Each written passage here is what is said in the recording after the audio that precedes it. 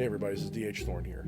Today I decided to do a special treat for everybody and do a demon in review, but this time I haven't actually worked with the spirit in question, so I asked my beautiful, lovely assistant, Honeydew, my wife, T. Camilla Thorne, to be part of my latest video. So she wanted to get on the act a little bit. This is her... this is not your only spirit that you work with, but it's kind of like your focus right now. Yeah. Is it your favorite spirit, or just one that is... I think he's my favorite, yeah. Okay. So she's been working with him a lot lately. Actually, she's been doing more rituals and things than I have because I've been so busy writing my book, Shadownomicon, which will be coming out in a few weeks. So she's been doing rituals like at least once a week, maybe a little bit more than that, right? Was it twice About this once week? a week. About once a week? Yeah. And she likes to do one of the things that I usually like to do, I haven't done in a little while. She likes to go out into nature a little bit, which unfortunately where we live, there isn't much nature. Not much. No, we have pretty much we have like a little backyard that's like right between the train tracks and a school, and like, so getting out in the backyard isn't enough. And the local area is just, it's like light city everywhere now.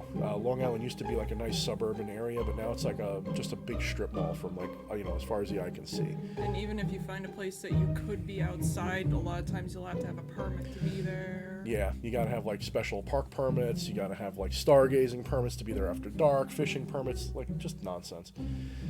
So, unfortunately, she doesn't get to go out into places like on the seashore or something that would be nice. She's been kind of relegated to doing it in the backyard, but in a way that works for her because It's a big backyard. It's a big backyard, and well, it's not that big. It's more long than big, but yeah, it's But it's big enough, I guess. Like some people live in like little tiny little places. You can probably hear a train going by while we do our video. Yeah, there he is. There's the train. We call that Leviathan too. It's always shooting through our videos. But yeah, so she gets to be a little secluded in the backyard, and that's a good thing because, she can be a little shy, and she doesn't definitely want people seeing her rituals, obviously. That's not something people want to have, short of taking pictures of it and like sharing it with the world. I guess that's not so shy, I guess maybe. Yeah, and so it's kind of nice. So what made you decide to work so much with Leviathan? What is your interest in Leviathan? Well, Leviathan for me came to me when I was doing research for another entity that I was going to start working with, and I saw his name in an article, and it was as if it was highlighted. It stood out. And through other things, other media that I was having fun with at the time, his name came up several times, so it really kind of stood out that, and I started researching him, and it said that he works really heavily with emotions, and at the time I was having severe emotional issues with family and other things and trying to get under control. So when I was looking further into it, it really stood out as someone I should get in touch with. And I remember when you first started getting interested in the spirit, like one of the hardest parts was, of course, finding a sigil that you could connect to, because there are several sigils that are used for him, one being the symbol of sulfur, the cross, what do they call it? I think we had it here, because I've never worked with Leviathan, by the way, guys. Leviathan cross. Yeah, the Leviathan cross. And it's kind of interesting because that's like the one a lot of people use. However, that's also the symbol of sulfur. So you almost have an issue like with Azazel all over again, where you have a sigil that is not necessarily correct, but it's what everybody uses, and it does seem to work. And I can see why. It kind of has that serpent, symbol. And I'm sure some people might correct me. As I said, I don't work with Leviathan really at all, although I do have interest in Leviathan. But you chose a different sigil, which I'll put on the screen when I edit this. But what... The one through Ducante. And that kind of looks like it kind of almost looks like an X with like some little squiggles and things, and that's the one that she's been using, which you can find in the complete book of demonology by S. Connolly, of course. So you decided to work. Now you had tried to work with King Paimon. You worked with Malphas quite a bit in your own way, and you kind of settled more. Would you call Leviathan your patron then, or is he just your current guide? I don't really have a patron. Okay. I don't really personally like the idea of patrons. Okay. To me, it's just too permanent in a way. Right. I'm more fluid with things. Right. You want to be able to jump ship and change. Now you can change, of course. This is Right. something that a lot of people, like you can have a patron that's just kind of like your guide. Like I'm the same way. I don't try to. I'm not a worshiper. I'm not that type of guy, and I know that you don't have to see your patron as that. Your patron is kind of like the one that supports you the most. But I just kind of like to keep my options open, and I don't like to settle. If one of the spirits considers itself my patron, I guess. I think the whole patron thing is a little bit of an offshoot. It's a valid practice, by the way, but I think it's a little bit of an offshoot of the Christian tradition, like using Catholicism and stuff like that. Like you have a patron saint, you have a patron demon, basically. So you started working with him when? Do you remember when you started officially? About a year ago. So about a year ago. Right about a year ago. So right about a year ago. And your first experiences with him. Now I don't remember much. I know the more recent ones were pretty intense, but what about your first ones? The very first one I'll never forget. It was just before our super busy season at work. We work at the same place, by the way, guys. We both work at a nursery for now. I wanted to touch base with him because of all this going on, since we work with family and all. And the first night that I got in touch with him, I was really emotional. I'm a very sensitive person normally, naturally. She's got a bad temper, guys. Oh! Oh! Don't hit me! Ah! But I mean, not even just temper-wise. Just like emotions will get to you. Yeah. You get like they nervous, well scared. up. You get upset. You get They well up and they have to come out somehow. Right. And my very first contact with him, his voice said to me, "Purge." Mm-hmm. That was all he said. Purge. Now, when he speaks to you, do you hear what kind of voice do you? Do you hear a voice? Is it your own thoughts? What is it like for you? I hear. Actually, a good way to explain it is Smaug. Okay. Deep. Like a big resonant. Growl. Like a primal. Right. Growl kind of voice. And when he told me purge, it just, everything welled up and it came out. Right.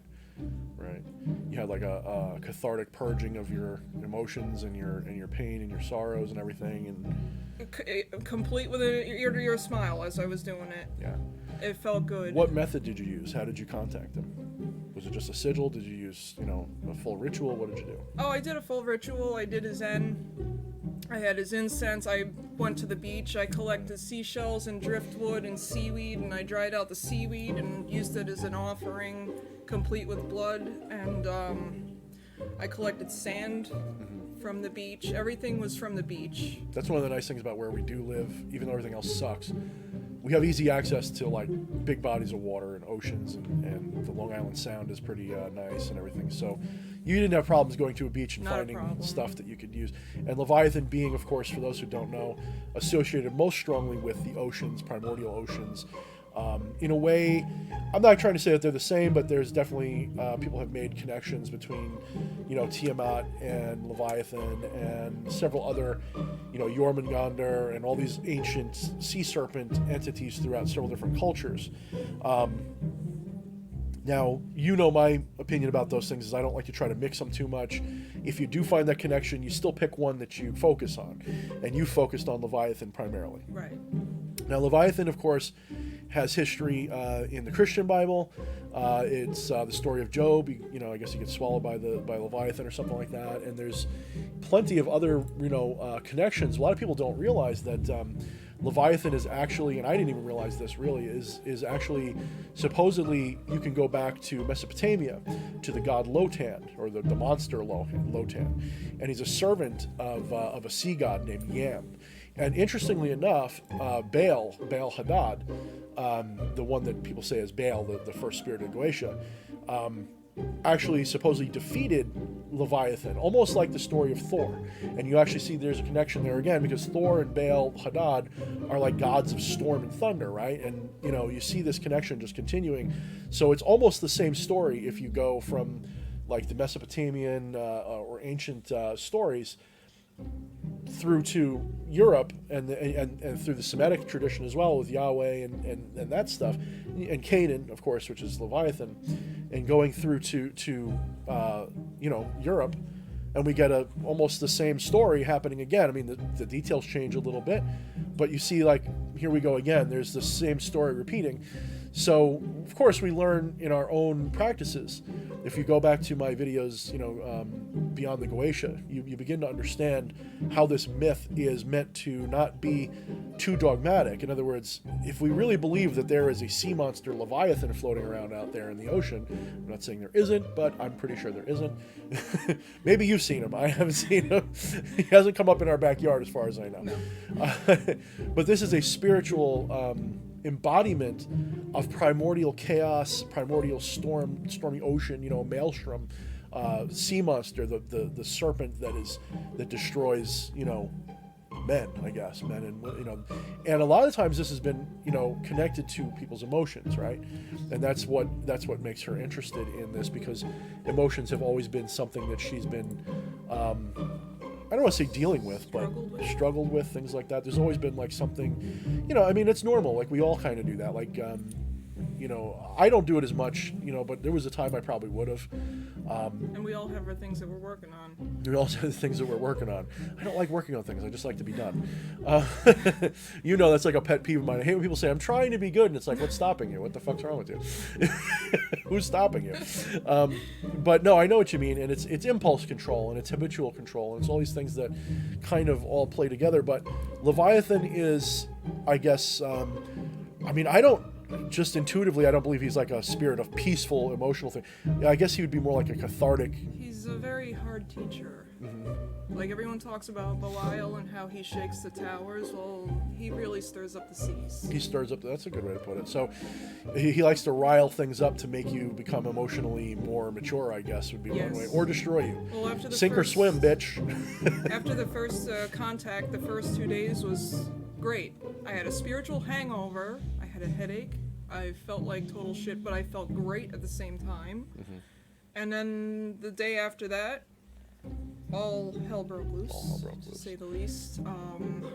You go to work and you hear people talking and attitudes, and it wasn't just normal. It hit hard. Yeah, it hit harder than usual. It hit really hard. I wanted to run out of there and never come back. Yeah. And it's still ongoing, it's still a process, and there's still things. There came a moment, about an hour after being there, came a moment where I went into the bathroom, I did a huge release, and I said to myself, this is a test. Mm-hmm. Today was a test. It was one of his. Mm-hmm. And after I came to that realization, it was a huge release, and the day changed, and it felt good. Yeah, it kind of goes back to that idea in, Zen mysticism. Not just Zen, really. I always say Zen because that's just like my default. But going back to the idea that these situations are not the suffering. It's how we relate to the situation that causes the suffering. And you can have your arm cut off and still smile, theoretically. You might not. You probably wouldn't. But internally, you might still be like, well, this is fine. This is how it is. And I think, there's different ways to deal with emotional problems or life in general. We shouldn't be at the mercy of our emotions. We are in control of everything, if you really think about it. But our emotions can get the better of us because they are a biological impulse of our body. And a lot of that is where it comes from. So we can sometimes feel like we're at the mercy of them. And we have to recognize that we're not our emotions either. So like when we're feeling pissed off, we can wear anger as a mask and like separate ourselves from it a little bit, and it actually helps to quell it because you're no longer so focused on it and internalizing everything. Like, I'm mad, now I'm mad at myself for being mad, and so on. So it's not just the emotions, it's how we relate to them. And kind of like, I put it kind of like, if Leviathan is the hidden, lurking monster, sea monster that's kind of just below the surface, the dark shadow below the surface, you can have kind of an interesting, what would you call it? Two sides of the coin kind of thing, where you can have, you can either have a calm surface and there's this monster below that's swirling around, or you can have this choppy surface and a calm underneath. And in a way, Leviathan to me kind of feels that way. I don't know if that's an accurate thing at all for you, but that's how I would see it. Kind of like you can use him either way, but also you could probably use him to cause people a lot of emotional distress as well, right? I mean, I'd imagine so. I mean, I you never don't- tried it, but yeah. But she doesn't do magic like I do so much. She's more for like self-growth and Self-help. self-help and things like that. But I would imagine that you could use Leviathan theoretically to as a weapon. as a weapon. Yeah, definitely. Potentially a very potent one. And you know, there's a lot to do. I mean, Leviathan's definitely a spirit that's on my radar that I'd like to work with at some point in the future, but I'll have to see, because I got, you know, I'm up to my eyeballs in different things that I'm working on. So I'm always like, what's next? What can I do? I don't know. So tell me about your recent work. Now you've kind of, like, I've seen you progress, you know, and you guys have to understand, like, she lives in the house with me. She's my wife. She sees my practices. I've given her some instruction, but you're kind of, what's the word? I don't want to say stubborn, but you kind of don't want me to hold your hand, and I don't want to hold your hand, to be honest with you. Like, I've kind of been like, try this, go, like, shoot. You know, here's my book. Don't want to use it? Good. Figure it out on your own. Fuck you then. And we kind of have like that, really, like, we're kind of like, and the funny thing is, for people who don't know us, all throughout our marriage, if I get something, she wants it. Like, I'll get a computer, she needs a computer. I'll get a like whatever she wants, or whatever. And in this case, I get back at, no, not as bad. I get a snake, she's got to get a snake 2 weeks later. I mean, it's ridiculous.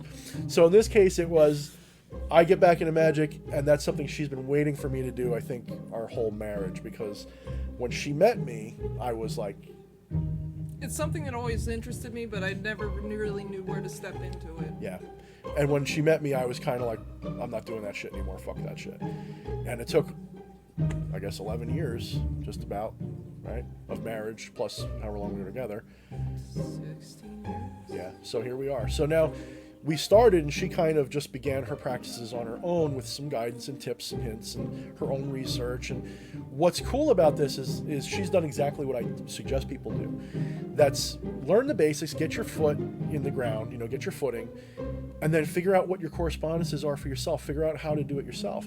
She decided, I'm sure she read online, but you found online probably, but you decided, I need seaweed, I need driftwood, I need sea salt and sea sand and all this other stuff. And you really, it was like a quest for you to get these recommendations, but then I kind of just, I saw a few different ways to go about it, and I kind of took bits and pieces from different people, right, and made it my own. So you've been doing this, and you've kind of developed a better and bigger practice all the time. Like, you go outside now with your ritual mat, and you'll disappear for like an hour, and you'll come back like all like, like you smoked a joint or something. And there's like, there's pictures like to pop up on my Discord or on my private messages, like, here's the fireball, here's the candles, here's all the stuff. And have you had any physical manifestations in your work yet? That you've noticed, even like whether you noticed. Not with Leviathan, no. No. But No sparking candles, no smoke, or anything weird happening. well, I mean, the fire gets higher, and the incense swirls a little different, and, you know, stuff like that. And you feel him. I feel him more. Yeah. How often do you hear voices from him? See, the thing is, I have a hard time deciphering if they're thoughts or if they're voices. You know what I mean. Like, whose are they? Yeah, whose are they? But when it's him, I know. Yeah. That's what I often tell people is, Typically. a lot of the times especially if you're new at this, it's hard to know the difference between your imagination and them. And as I tell people, when you develop your practice enough, you'll learn to know the difference, because you'll just know, usually. Like, it's just, no, I know that was them. You know, Like when it's other entities. Leviathan, I know. and like, they usually talk to us through our imagination and our own intuition. So like, you'll have a thought that'll come out of nowhere. And I'm probably going to be doing a video on this separately at some point. Maybe I'll do it at work. I'll do a walk around video like I sometimes do. Talking about how the human mind doesn't really generate random new ideas out of thin air. We generally come up with ideas as an aggregate of experience that we've had. We pick and choose pieces out of it and reassemble it like a Lego set. And the spirits are limited in their own way to working with us through that same mechanism, because it's really hard to just take a new idea and just imprint it on our brain. They've got to walk us through ideas sometimes, and that can be challenging for them as well to do, because especially if we're resisting them or saying, oh, I don't believe it, that can't be real. But you're new enough to this that you're kind of like right in the middle of learning that. You're kind of getting through that bump. Now I have a little bit of a cold, so if I'm sniffling. Now you have a new addition to the art world in the house. Do you want to, do you feel comfortable showing it to the people at home? I think so. You think so? So recently you decided to just kind of like on a whim, here, I'll hold it for you. I'll put it like, let me see. I had a sudden urge to paint. She had a sudden urge to paint. Maybe we'll take a good picture of it and post it on the thing too. She had a sudden urge to paint, and she's like me. Or I'm like her, however you want to say it. We are both very much into arts and crafts type of things. This is like one of our big hobbies. And I think that's one of the reasons why Malphas originally came to us so strongly, is because he likes artisans and he likes working with artisans.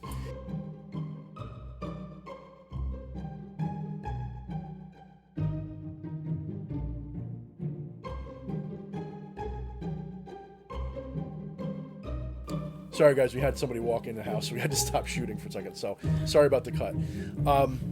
What was I saying? We were talking about how you and I are both artisans or something like that. Yeah, Malphas came to me. Malphas came to you. Actually came to her first in a dream. Like that's part of my blog, but that's all part of my Demon in Review on Malphas. So let's see, how long has this video been? So we're gonna cut it in a minute. We don't want to go too much longer, but you talk for a couple minutes. Just say what's on your mind that we may not have covered. Is there anything that we missed that you want to say about Leviathan? For people who've never worked with him, what should they know? What should they look for? How should they work with him? Is there anything special that is really personal, like that you've learned about him that would help people make a connection better? Is it a him? I feel like it's a him. I mean, there's a lot of people saying, it could be one or the other. If it comes through as a female, use the light blue candle. If it's a male, use the teal or dark blue candle. I kind of just went on a whim with all that, but he definitely comes through as a male to me. Like I said, with that deep voice, like Smaug. Smaug. Like our dog. Smaug breath. Pretty much whatever your gut tells you. Right. So it's kind of like would you say it's like a primal spirit? Does it have a primal feeling to it? It's very primal. Right. Would you say maybe it doesn't talk as much as it gives you feelings, like an emotion? I'd say more like that, yeah. Like whenever he talks, but it's usually, for me, it's like one-word sentences. It's almost like an animal, where animals use body language and emotion to communicate, and we use words and symbols and things. That's pretty interesting. All right, guys. Well, I think we're going to wrap it up for here. I don't know. Hopefully she had fun. This was her first time with us.